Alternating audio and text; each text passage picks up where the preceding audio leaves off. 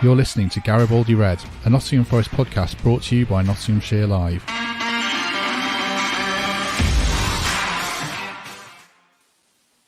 Hello, welcome to Garibaldi Red. Nottingham Forest are up and running in the Premier League with 3 points on the board after beating West Ham 1-0 at the City Ground yesterday in front of a packed house. A brilliant occasion for the football club and hopefully for the Premier League, as Forest are most definitely back. And we're going to discuss that and all the latest transfer news in the company of, first of all, Reds legend Garry Birtles. Hello, Garry. How are you? Good morning. Yeah, very well. Recovered from celebration yesterday. Good. We can talk more about that later. I'm sure it was a good day for everyone. And TV's Greg Mitchell. If you were watching Match of the Day 2 last night, you'll have seen Greg in a video package, looking very handsome, I'm sure. Greg, are you well? Stitch me up. Yeah, great. It's just like last year, isn't it? Just keep winning. Yeah.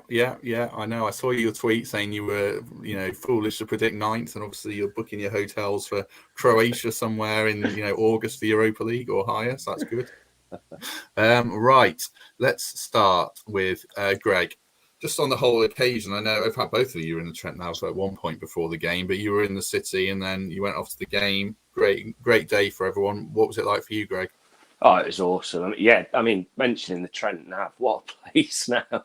You almost don't want to tell too many people because just incredible the pre-match build-up they had and proper Premier League place now. And it just continued. I mean, red hot day, everyone was happy.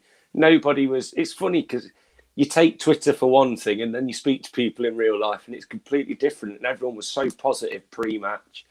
Can I just correct you there? Not everybody was happy with the heat. I got a suit on and it was absolutely awful. So, not everybody was that happy.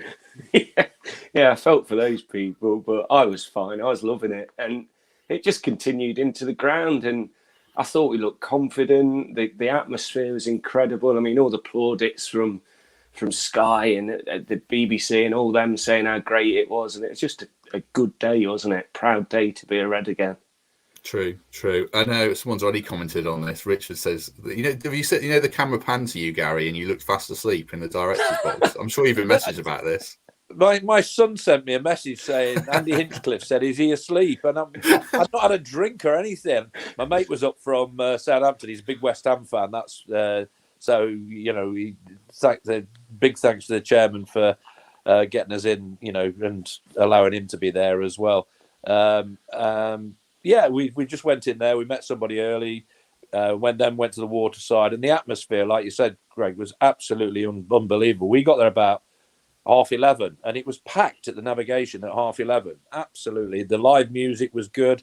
They were showing games of the past West Ham v Forest, and it was just a great place to be with the fans. And then, to the waterside as well. It was just, the atmosphere was incredible, and it just carried on. The whole afternoon was just absolutely staggeringly good. Other pubs are available, but if anyone wants to sponsor this podcast, then get in touch. We can certainly sort something out. Garry, on the performance itself, what do you make of it? Forest with good value? I think first half, definitely, massively good value for the goal. It was a lucky goal. It annoys me a little bit. You make your own luck in the games, and we're going to have games where it could go against us. He's got to be in the right place for that to rebound off him and go in. If you're not there as a striker, that ain't going to happen. And he was there, and that's what impressed me. And I was impressed with him the whole game. His willingness to run in that heat. Can I just say about the heat? They are unreal athletes to be, to play football in that heat, because it was atrocious, the heat. We all know how bad it's been. And the fitness levels, you have to applaud incredibly, because, it's not easy. Believe me, somebody asked me, what was the worst you played in? One of the games was when Brian Clough came on the pitch. I think Superman came on, or was it Batman? I don't know. He was, a fan came on and Brian Clough came and dragged him off. And we had about a 5-minute break, which we were delighted with because it was that hot. And I played in Miami. We went to Miami with Forest. And the heat, the humidity over there was just incredibly bad. He was like walking pace. So you have to give the players great credit. But after Newcastle, it was going to be difficult. You lose 2-0. You think, welcome to the Premier League. But I think the way they approached it was absolutely superb. And the focal point for me was midfield. O'Brien, I thought was outstanding, absolutely outstanding. All the game, I kept saying, got my mate next to me and another chap next to me, and kept saying O'Brien, different class. And somebody needs to set the standard, and I think he did. The levels he performed at was superb, and I think everybody, they worked off that, and there wasn't a bad performance really from the Forest player, I don't think. Yeah, he was great, wasn't he, O'Brien? What was it impressed you, Gary? Was it? I mean, on and off the ball, I thought he was tremendous. But what really stood out for you with O'Brien? Well, let's put it into perspective a little bit. He's playing against Declan Rice, who I thought was their best player, and he's rated 60, 70 million quid. That's the figures people are talking about to buy him. And I just thought the way he broke up play was different class. His willingness to run with the ball, to carry the ball, and he very rarely gave the ball away. He won things well. He battled, and like I say, you need somebody to set the standard at times, and I thought he did that. And you can work off players like him. We used to in our day. You got John Robertson. You watched him, and you feed off that. And I think the fans feed off it as well. But all round, I thought we were pretty good. Second half, they started like a house on fire. The first 5 minutes, crikey, I couldn't believe how different they were. They'll say they were unlucky. The goal that got disallowed, 2 that hit the bar. But everybody has games like that. You've just got to put that to bed. It says Nottingham Forest 1, West Ham 0. And that will never change. So, take it when you can get it. Was it a nervous watch, Greg, or did you get to the point where you thought, we're just it's written in the stars, we're going to win this game the way it went in the second half? I felt very confident, to be honest, but it did get to the 7 minutes injury time. I turned to a mate and said, it feels like Wembley, this does. But we're so calm under pressure, and it was like watching the same team as last year, if that makes sense, when we're under pressure. I know there's only 3 of them on the pitch, but Cooper just has this way, doesn't he, of keeping his players calm, keeping things under control and managing the game so well. I don't think West Ham were unlucky either. I mean, the penalty, arguably, we had a foul a few plays before that, so the penalty possibly shouldn't have been. And that block by Antonio for their goal was incredible. I mean, it was like an NFL player, wasn't he? So, I don't think West Ham should have a lot to moan about. We just turned up, and you'd expect us to turn up like that at home against every team this season. I mean, there were big moments around VAR, Gary. Were they right, do you think, with the West Ham goal and Brennan's offside? Yeah, definitely. As soon as Brennan, I said he's offside, even before he put it in the back of the net, I thought he was offside. I think the decisions were the correct ones. We all know what VAR is about. We all have our moans about it, but, when it goes your way, it's good. They were unlucky second half. They probably edged the second half. But I thought the back 3 were magnificent. I thought Joe Worrell led by example as well. It was just a very professional performance, because what annoyed me a little bit, I don't think players now realise that the time wasting is going to be added on at the end of the game. And 7 minutes, don't waste time. If you can help it, let's have 3 minutes injury time rather than bloody. Oh, sorry, I swore there. 7 minutes, and it's like at Wembley. That 6 minutes of injury time. It was heart stopping at Wembley. But you think, well, is it going to cost us? It didn't cost us yesterday. Henderson, I thought, was magnificent as well. Not just the penalty save. I think his decision making was good. He came out and took the pressure off the defenders when it came in the box, because they launched quite a few things into the box, West Ham, and I thought he came out and dealt with it really well. Refs, I noticed, they're really hot on time wasting, aren't they? They booked Henderson, and they across the Premier League, I think it's a directive. So I think you're right there. For any time wasting, you get pulled up on it. And Brennan got booked as well for a bit, and Surridge for pulling someone down. It's quite funny. The goal there, I mean, the way Forest responded to that was really good, and the game swung, Greg, didn't it, on that goal? 18 passes, I think Mikey said in the WhatsApp group. There was quality about the goal, wasn't there? Even if there was an element of luck when it went in off our knee.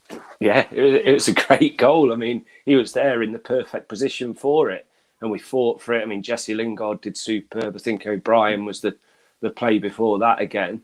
And like I say, 18 passes. It's not a bad goal, is it? However it's finished. And it was well deserved, and it was perfect timing. And the crowd then just carried themselves into half time, absolutely buzzing, ready for the second half. So it was great. It was just like Garry said earlier, though, it was red hot. So for them to have that kind of energy still after a long battle in first half to really get that goal, it was really deserved. It was brilliant. I mean, Hey, what did make me laugh though? I saw on I looked at the report on the BBC on my phone, and it said a pass from Jesse Lingard. I thought a big smile came on my face there because he just fluffed it big style. But thank goodness he fluffed it big style. That got us a win. But a pass, come on.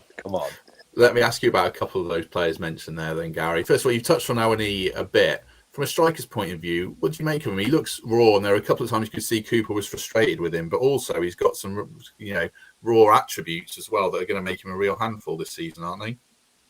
Well, I looked at Antonio. I always look at strikers, and I look at what he's done for West Ham. I've always been interested because he was a Forest player, and he's a handful. He really is a handful. I thought we dealt with him, quite well. But going back to our striker as well, I thought his willingness to run in, into areas, to make himself available, to hold the ball up, to be a little bit niggly to the guys who were marking him, the defenders. He was backing in. He was making life difficult for them. And yeah, he's a bit raw. It's the Premier League. Let's be, frank about this. It's the Premier League. How many players have you seen, even like, the Bergkamps and people like that, didn't come across, and Thierry Henry didn't nail it in the first season? It's a difficult league, the Premier League. We'll see more of that. So you have to, give them a little bit of time to settle in a bit, as you do with everybody. But I was quite impressed with what I saw, and I look closely at strikers, not just ours, at other people, to see what they do and what I do. My first thing was my first touch had to be good. I had to hold it up. I had to bring people into play. I had to be, a little bit niggly with centre-halves, make it difficult. And I thought he did that really well. I felt like Lingard, he showed flashes of quality. He looks like, the heat didn't help him as much as anyone. He looks like he's short of match fitness. From a player's point of view, Garry, did you see a lot from him, or is there a lot more to come? What did you make of Lingard? Well, we know, his pedigree's there for all to see. We've seen him at Manchester United. So that will come without a doubt. It's about settling into an environment and a football club, a new football club. It's not always easy.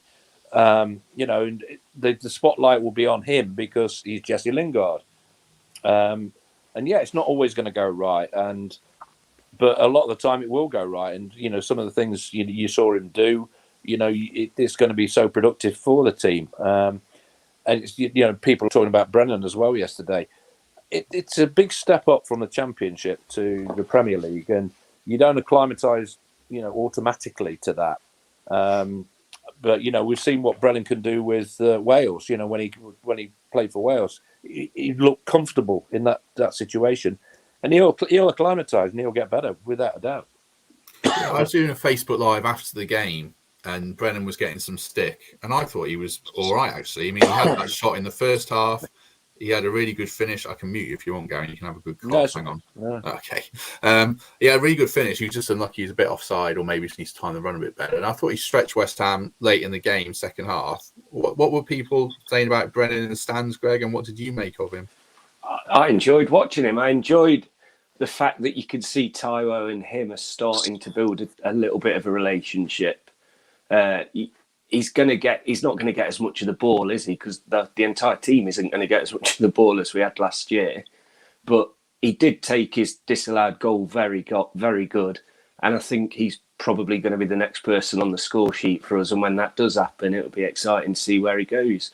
Because, we are getting probably another striker in, aren't we, if we haven't already? And you think he's just going to keep stepping it up. And you've got to remember, this is a team we keep getting told that hasn't gelled yet, and it's going to take time to gel. But yesterday you saw real glimpses of what's to come. And I can't wait till September, to be honest. That's the month where it's really going to go for me. And I think they're already showing these little snippets of what they're about. And players like Brennan, they're going to be the main benefactors of all that. I mean, I know Brennan's playing to tactics, obviously, Gary.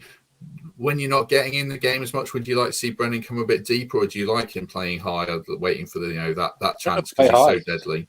Yeah, play high. Don't change the way you play, and Steve won't want him to change the way he plays. That's what makes him the player he is. He's got the pace, again, the willingness to run into areas that hurt defenders, and Greg said, that finish was top quality. We're talking about, again, the Premier League, and he didn't know he was offside, but he finished it beautifully, and I like to see that confidence, and that confidence won't go. And to be fair, I mean, when the fixtures came out, I said, people were saying, Newcastle and West Ham, that's a good start for us. And I said at the time, what a great job Eddie Howe had done, what a great job David Moyes has done the previous season. So it's not going to be easy. Those two teams last season did really well. Eddie Howe got them out of trouble, Newcastle. And, David Moyes did a fantastic job with West Ham. So it ain't easy. The Premier League is not easy. And, people will say, well, we've got Everton next. Everybody's beaten Everton. And, but it might not. If you go into that mentality, then you could come unstuck. You've just got to respect your opposition all the time. Don't fear them, but respect them. And because it is the Premier League. And it's at any level of any football you play, you always respect your opposition, but don't fear them. Are you going to Goodison Park, Greg? Yeah. We've got 3 buses going up. So I think it's 147 of us looking for a pub en route, if anyone from up that way listens. It'd be a mobile pub by the sound of it. Are you taking a point now? I know we're getting ahead of ourselves, or are you going with the mindset that you think Forest will win the game? I'd love to. Everton are on the ropes, aren't they? They're one more defeat away from their fans having a complete meltdown. So let it be us, really. But I'd be delighted with 4 points from the next 2 games, obviously. So either draw with Spurs or draw with Everton and win the other. That'll do me. I can't help it. Spurs are on a. Oh yeah, I know you said on here before you don't write off any game, but Spurs are on a big level this season. I think, to be fair. Let's go back to last season. We battered Arsenal, we battered Leicester, and we were unlucky not to beat Liverpool. So we shouldn't be afraid of anybody, no matter who they are. You look at what Brentford did last season. You have to build on things like that. How good they cope with everything. Leeds survived last season. Wolves. All these teams were fancied to go back down when they came up, but they found a way to cope with the Premier League and the pressure with it. Brian Clough always used to say, I've just said it again. Respect your opposition. Don't be afraid of anybody. And there's no point in being afraid of anybody, because if you go out afraid, you're not going to be confident. You won't give your full potential on the pitch. And just go out and enjoy it. It's a new chapter for everybody, and it's great to see this generation now, come to the Premier League and not be afraid of it. Go out and then just embrace the whole thing. Because if you don't, it's a waste of time being a professional footballer. That's the pinnacle of what you do in any job. You try in any job to be the highest you can, and the Premier League in my is my nirvana, if you like. And just go out and just enjoy every minute of it. Don't be afraid of it. Are you seeing it that way because of kind of home versus away in a sense? Do we have to view home games totally differently to away games because the crowd does make a difference, you think? Gary, sorry, that was for you. Oh, me, so yeah. Yeah, we know that. I mean, the atmosphere, it's always been good, but yesterday it seemed really different. I don't know if you thought that, Greg. It just seemed a notch up, especially at the start. And my mate who was up there, he couldn't believe it, the atmosphere, especially with Muller Kintyre and all that. So, yeah, it can be the fortress. You have to concentrate on winning your home games. But we're not bad away. We proved that last season. We're not that bad away. We're not afraid of going somewhere else. You've just got to get the right blend when you go away. I mean, we didn't have a shot on target against Newcastle, did we? which was, maybe disappointing. But it all came a lot better yesterday. We had quite a few attempts. It looked totally different. And, all you can do now is build on that performance and, just try and take it up a notch the time after, game by game. Yeah. Back to this game, Greg. A couple of quick things. Can you see VAR replays in the stand? Because I can see them from the press box, because you can't see them. No, but it's funny. You can tell we're not used to it all, because when he went to the monitor to have a look, see if their goal stood, the whole crowd cheered, thinking it had been disallowed, because none of us are used to it, are we? Yeah. But no, we can't. I think you see a replay of it afterwards. Oh, okay. Saying that, I'm sure the Brennan offside was put up on the big screen before the decision was made. So, I think it is nice to know. I mean, I had time to message my dad, I think, and say, was it a penalty before it was even given? So, you might as well let us see it like they do on the cricket. But I wasn't as annoyed with VAR as I thought it was going to be yesterday, if I'm honest. I really thought it was going to ruin the game, and you're not able to cheer fully because you're not sure whether it's going to be disallowed. But it wasn't too bad yesterday. It didn't waste too much time either.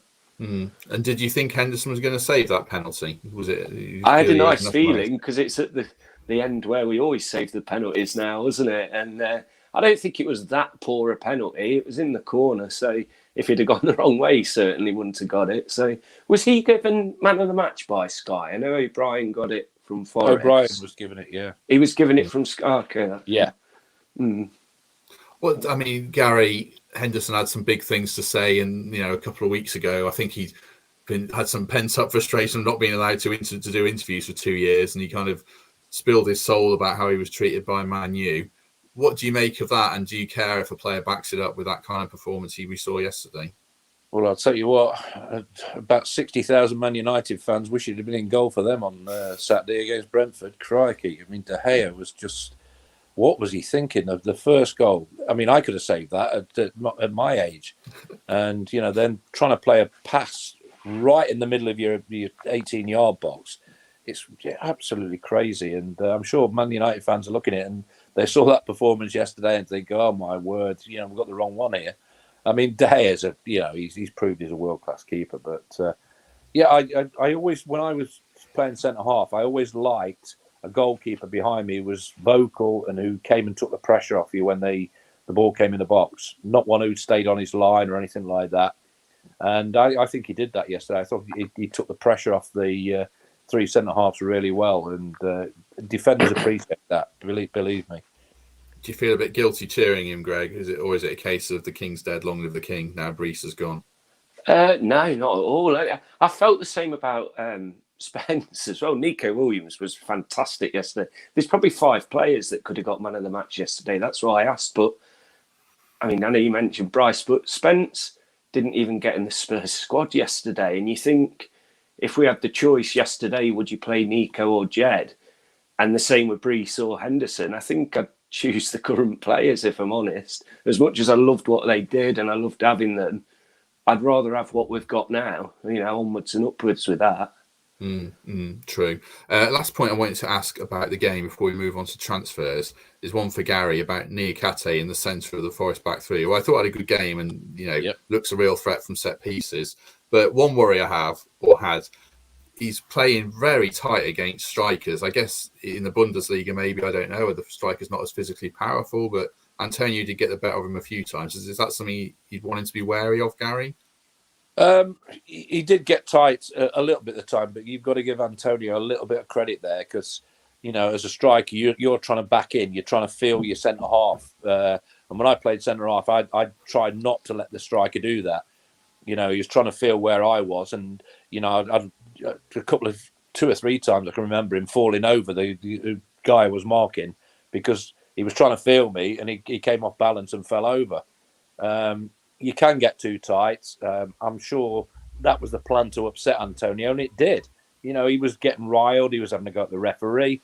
And in that respect, he did a fantastic job on Antonio because that's what you want. Because when you start getting annoyed and having to go at referees, you lose your concentration, you lose your focus.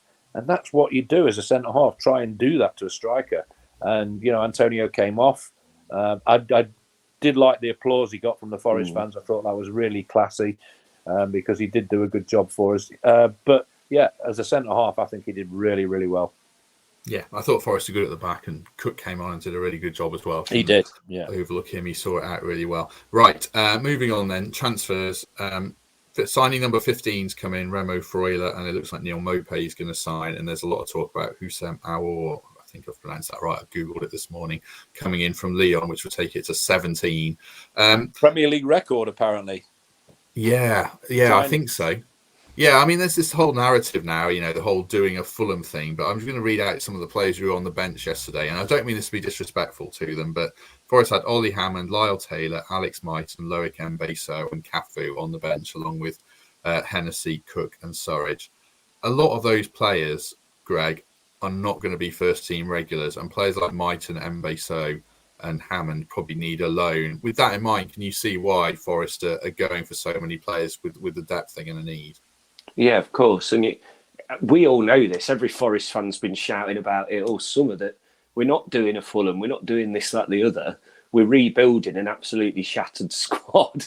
It got decimated during the summer. So some of these players, they will get loans, especially the younger ones. Maybe some of the older players, they might look for clubs permanently, but it depends if there's anyone out there willing to take them. But with 9 subs sitting on that bench, some of them will still be here and we'll need them. I mean, Surridge did a good job. Cook did an excellent job when he came on. So we are going to need a squad, not just a team. And who's the guy, the one who Arsenal were after?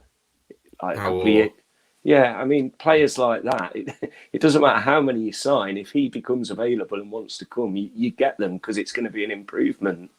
Yeah. I mean, what do you make of it, Gary? Were you in a dressing room where that many players came in? I mean, actually, Forest signed loads of players every summer, but it's just getting attention now. But what's it like when you're in a dressing room when there's a volume of new players that come in? That never really used to happen because, the subs bench was less. Yeah. I mean, we won the 2 European Cups with 15 players. So it was a totally different generation. It was a totally different way of doing things. Now, as you rightly say, because of the Premier League, you need a massive squad now because if you do pick up injuries, you get 3, 4 or 5 at the same time, you're going to be in trouble. It's I never really... The only time I felt under threat was if somebody was coming in who was going to play my position. Generally it was pretty quiet in those days. And I think modern day now, you always look to Sky, to watch, the transfer window, players coming in, they've got people at every ground, training ground. It's a totally different animal now. And, Premier League especially, you have to have that big squad because you're in trouble if you don't. Yeah, certainly. I mean, Greg, I saw, obviously, Jack Colback didn't play yesterday. Cafu's come off the bench and done all right, obviously. But do you think this is probably the end for a couple of those players? We might see them phased out. Yeah. We'll talk about Joe Lolley in a bit as well. Possibly, just because of their age. I mean, it's not going to really benefit us, a player of that age, going out on loan now, is it? Because you want your loan players to come back stronger and ready, whereas it might not be the case with some of them. So I think maybe selling a couple or, even releasing them might be a good thing. But it's crazy that Jimmy Garner's been made available, hasn't he, today or in the week? And you think, what a player he was. Every single one of us would have wanted him. And now suddenly we've had such an amazing window. A lot of people are thinking, do we actually need him as good as he is going to be and as he was for us? Yeah. So it's a real strange one. I mean, you can't have him anyway, though, can you? Because you can't have 2 from No, they've said they're going to sell him. Yeah, they're going to sell him. The report is that they'll sell him for 15 million, which seems a good price to me. But like Greg said, was Gary gone? He's gone to buy him. He's gone to buy him. He's back. Are you back, Gary? Can you hear us? My daughter's trying to phone me. It's all right. What do you think about James Garner coming back? Forest actually moved past that now in terms of the number of midfielders they've got? I think we saw what he was capable of. He's one of those players who makes things happen. And, at a higher level, it'd be nice to see what he could actually, give towards us. I'm not sure, if we will buy him, but, you'd certainly take him back on loan if you could, but obviously you can't because of Henderson. it's I was worried about lack of strikers. I really was, because Davies had gone. Graben's gone, and Sam was. He'd been injured. He had the hernia operation, and you're thinking, right, one thing you need in the Premier League if you're going to stay in there is somebody who's going to score your goals. And I didn't think we'd got that at that point, but the people were interested in. I'm quite impressed with Maupay and people like that. I think you need proven quality at this level, and if you've got the right supply, strikers are beholden on supply. Always have been, always will be. The greatest strikers can create something out of nothing, but you need as a striker that that supply from all areas. And I'm just delighted with the way Steve's bringing people in, and he's looking at strikers, because I always watch Norwich, and I could never understand Norwich when I commentated on them, because you've got they play one up front who's he's a really good player as well. Well, I forget his blooming name now. Pukki. Yeah. But when they when they were losing or whatever 2-0, they take him off, and I think, why don't you play two up front? And that baffles me a little bit. When you need to win a game, you put somebody else on, and that's why they kept going down, because they'd take him off and put somebody else on, and it was just baffling. So strikers are the most important, instrumental piece of the jigsaw, for me at any level, but especially in the Premier League. If you haven't got somebody who's scoring your goals, you're going down. Yeah, and Forest do have the tactical options now to change shape in games. Now they've got Emmanuel Dennis and Maupay's coming in. What do you make of those signings, Greg? I think there was a kind of a bit of confusion when they said there was a link with Maupay, but Andy Scott, the chief scout for Forest, bought Maupay to Brentford. Are you on board with that one as well? Yeah, I know. As much as Brentford annoy me, they get their recruitment spot on, don't they? Dennis certainly on board with, and surprised no other Premier League clubs were in for him, because he did a great job with a poor Watford side. So I just trust our recruitment. You trust what we do, don't you? And these players, a lot of them I can't say I've ever heard of, and they turn out to be great. So it just feels good that we're getting linked with players, and we buy players that these pundits say, oh, I'm surprised someone a bit more established in the Prem hasn't gone for. So yeah, trust the process for me. Yeah, I mean, just looking at Maupay's stats, he's only 26. I thought he'd been around longer than that. He's got 26 goals and 84 starts for Brighton, and that's exclusively in the Premier League. And he's energetic and seems to fit the plan. So one thing I'll come back to, I want to come to Ryan Yates in a sec, but just on strikers, are you a bit worried for Sam Surridge, Gary? You're a big fan of his, and he's a good finisher, and he did well yesterday, but there's only so many places, aren't there? Or do you still see a good spot for him? Yeah, I mean, you get your place in the team, not by reputation, by what you actually do on the football pitch. And, what we saw him do on the football pitch last season was very impressive. And you don't lose that ability to finish like that. I would say, some of the strikers in the Premier League would be quite envious of the way he finished, half a dozen goals last season. It was top quality the way he finished. And if he gets the opportunity, he can still do that. You don't suddenly go off the boil. He's a confident lad in front of goal, and I think he's a good player to have within the squad. He might not be first choice to start, but coming on, I used to play against a guy called David Fairclough at Liverpool, old super sub. He used to come on and just win games for Liverpool, and he was the most annoying player in the world because of that. So I think his willingness and his honesty, the way he goes about playing football, he runs the line really well. He gets in the channels. He makes things difficult. He's half decent in the air. I think he could be an integral part of that squad this season if he stays fit. Yeah, and if Houssem Aouar does sign, and I'm sorry if I'm saying that wrong, he'll give other options at number 10. And then now Kouyaté signed as well, Greg. That's another defensive midfield option as well. Ryan Yates might be vice captain, but he's got a good challenge now to get in this side. Again, Forest need that depth, so I think it's a good thing. Are you confident Yates can still be a key part of the squad over the season? Yeah, absolutely. And I mean, the vice captain, I think it is important, because that's Cooper cementing that he is the guy for him. But like every other player, they're not going to be other than possibly Henderson. They're not going to be playing every game. The rotation's key. The games every week are coming, and the intensity that they're going to be played at, they're going to be shattered. So they're going to all be needed. And I mean, we've got Grimsby, haven't we? Next week, that's going to be my perfect. old lot. Oh, I'm looking forward. I can't wait to go. I've never been, so it's going to be a great opportunity for the Surridges or these other players to show either what they can be about for Forest or potentially some other clubs that might take them on loan for a bit. Yeah. I've been to Grimsby. It's good atmosphere there, Gary, isn't it? It's right on the coast. Very good. I thoroughly enjoyed my time there. It was, two of the best years I had, because I saw young players, thoroughly enjoying what they were doing, and we got 2 automatic promotions. So to finish my career doing that, it was absolutely brilliant. And Alan Buckley, the manager then, was absolutely fantastic. All he wanted to do was play football. 4-4-2. We had 2 little wingers, David Gilbert and I'm trying to think of Garry Childs, and the supply they gave us was just unbelievable. Yeah, so happy time of my career and great fish and chips. Great fish and chips. I just wanted to spend the last few minutes or so reflecting on Joe Lolley's Forest career. Greg, he's gone to Sydney FC on a 2-year deal. Perhaps the right time for him to go, do you think?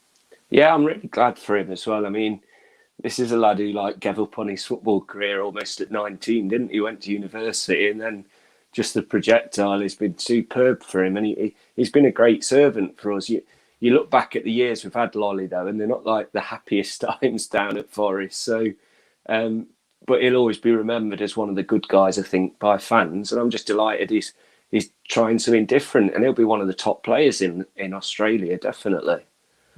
Did you feel for you, Gary, like maybe the writing was on the wall when you told to train the under-23s, but did it feel like it was the right time for him to go, Gary? Yeah, that's a strange one. I mean, I don't get that. You used to it's not like the naughty chair, training with the under-23, so I don't know what's happened there. I mean, yeah, he wasn't the most consistent player in the world, but he at times you could see what he was all about. He could make something happen out of nothing. But you come to a stage in your career, and a manager will either like you or he won't. But at this level, you need consistency, and that's what I was impressed with yesterday for us.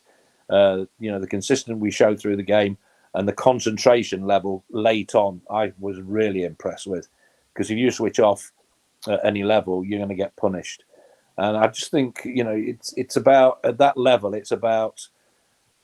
David Platt always said, great players don't get better, they get more consistent. And I thought that's one of the great sayings I've heard in football. When you look at the Messis, at the top of their game, the consistency levels they have is staggering. That's why they're best in the world. And you have to have that in the Premier League. And if you don't, then you're going to fall by the wayside a little bit.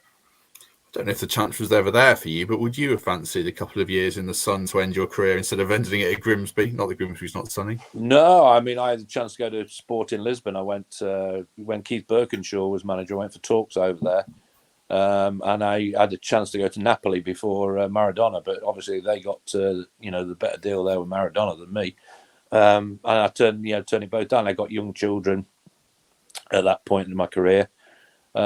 So I didn't take it up, but do you regret that? Do you think? No, I've got no regrets. No regrets in football at all. You're lucky to be a professional footballer. I consider myself very, very fortunate to have the career that I did. I didn't do it for money because money wasn't there. I just wanted to win things, and I love playing the game. And I still love, Forest. I went to the navigation before the game.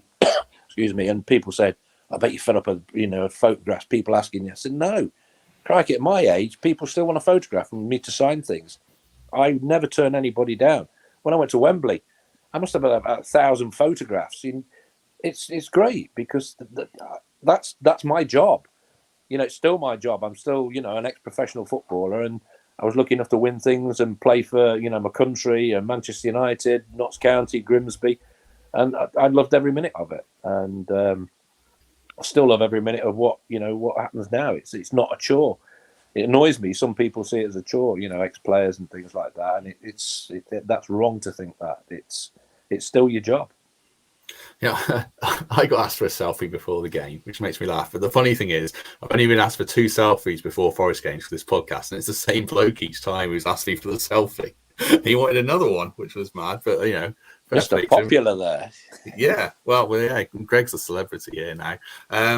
Right, just lastly on Lolley, Greg, was it Villa away his best moment? Will that be the one you remember? Yeah, it was a great goal as well, wasn't it? It was 3 assists and a goal. It was certainly his game.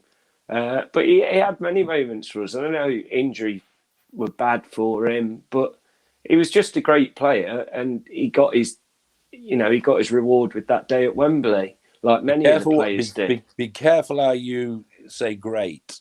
For us at the time, right. For in our squad, he was a good player. I found him a little bit frustrating at times. I thought like Zinkernagel at times. He frustrates you because you can see how good he can be and how when it clicks, how good it is.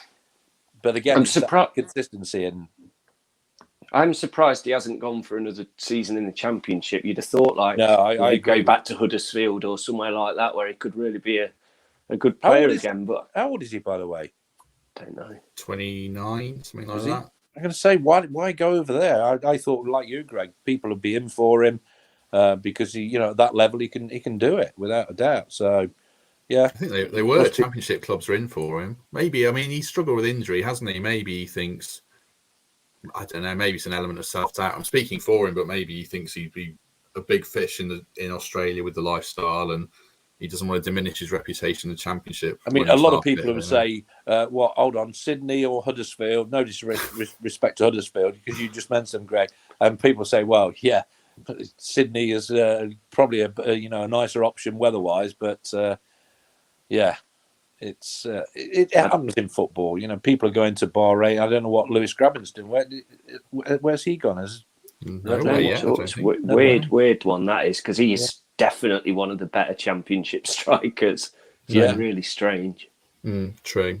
Right, let's finish with. I'll give you an opportunity for any other business. Anything you want to say, Greg, just about the state of everything? How you're feeling after yesterday? No, I just think we've been rewarded again, haven't we, with a famous weekend at the City Ground, and thank you to everyone who helped us with the display as well in the Clough stand. We had about 100 people turn up on Saturday, red hot conditions, absolutely boiling, putting 10,500 cards on seats. So I felt for the lower Clough fans during the game as well. It was baking down there, but they were all waving the cards in the faces, so it was worth it just for that, I think. I know. Well, Temps was in there, and Mikey and his wife Lindsay. So yeah, I think those cards, as Temps said on the WhatsApp group, I think those cards saved him a bit of a different shade of skin this morning. He was pretty sunburned without that card, I think.